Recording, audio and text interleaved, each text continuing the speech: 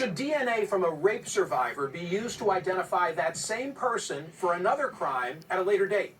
That's what they're weighing right now in San Francisco. The police department arrested a woman on a recent felony property crime charge, allegedly based on DNA samples that she gave in 2016 after being sexually assaulted to help identify her attacker. The databases contain thousands of people like her, and their consent forms make no mention of the possibility of the DNA being used in this manner. Now the San Francisco Police Department is reviewing its DNA collection practices and policies. Chief William Scott said in a statement, if it's true that DNA collected from a rape or sexual assault victim has been used by the SFPD to identify and apprehend that person as a suspect in another crime, I'm committed to ending the practice. We must never create disincentives for crime victims to cooperate with police. This week, San Francisco's district attorney said the charges against the woman were being dropped.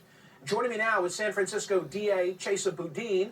Thanks so much for being here and getting up early for us. What went on in this case? Well, we raised awareness about this issue on Monday of this past week. After it came to my attention, I was outraged. I mean, the critical issue here is victim safety and eliminating barriers to survivors of sexual assault coming forward and cooperating. We know that rape and sexual assault are among the most serious and least reported crimes that my office deals with. Our priority is public safety and supporting victims and holding those who harm them accountable. And to do that effectively, we need survivors to trust us. We need them to trust police.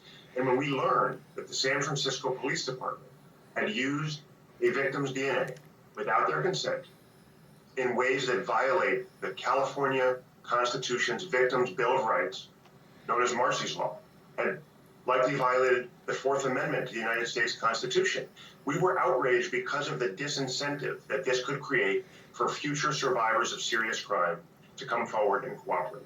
We need them to trust law enforcement. We need them to know that we have their back, that we will protect them, that we will believe them, that we will stand with them.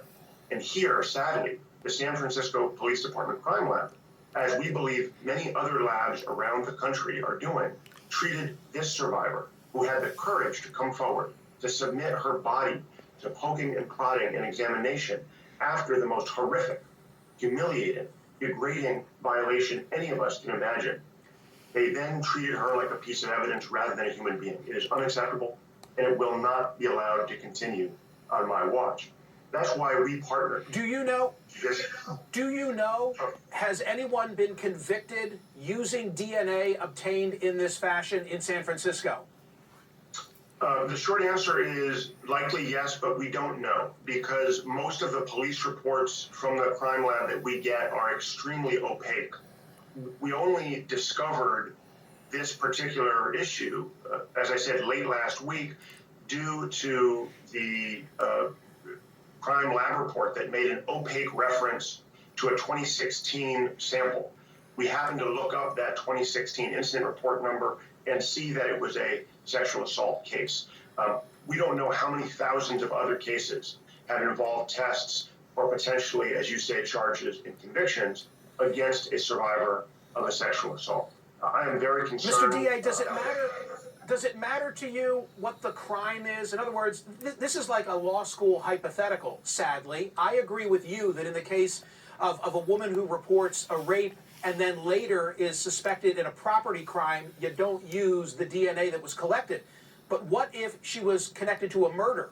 Or here's another one. What if it's not her? What if it's her brother? What if all of a sudden you have DNA and you connect it to a family member of hers and it's a very serious personal crime? What then? Well, law school hypotheticals are fun. Unfortunately, this is a very real situation. It's not hypothetical. We know that other crime labs around the state and country are storing the DNA of survivors of sexual assault without their permission. And the reason why, look, thankfully this wasn't a more serious crime, but the reason we need clear laws, the reason we're working with State Senator Scott Wiener and with Supervisor Hillary Ronen to craft legislation to make crystal clear that these practices are unacceptable and illegal and prohibited is because we cannot be in a situation, as you posit, where there's a murder case that's tainted by unlawful law enforcement searches. Let's be really clear. The Fourth Amendment to the U.S. Constitution And Marcy's Law, California's Victims' Bill of Rights, don't distinguish between property crimes and murders. They create guarantees and protections that apply to all survivors of crime. And they prohibit using evidence or DNA that's beyond the scope of consent, that's without their permission, that's in ways that violates their trust. And there's good reason for that legal prohibition. In this case, it's quick because final we question. need... I think you're telling me that you believe San Francisco is not an outlier, but you believe this is taking place in other police departments across the country. Did I hear you correctly?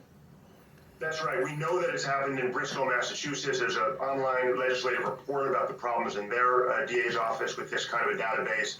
And I've spoken to my counterpart district attorneys around the state and around the country. They're all outraged by this practice in San Francisco, and many of them have confirmed that their local labs maintain a similar database that unlawfully keeps for years on end, indefinitely, the DNA of survivors of sexual assault who never consented to have their DNA profile stored indefinitely. It's a fascinating issue. Database. Fascinating issue. Jason Boudin, thank you for being here. We appreciate it. We'll follow it. Thank you. Take care.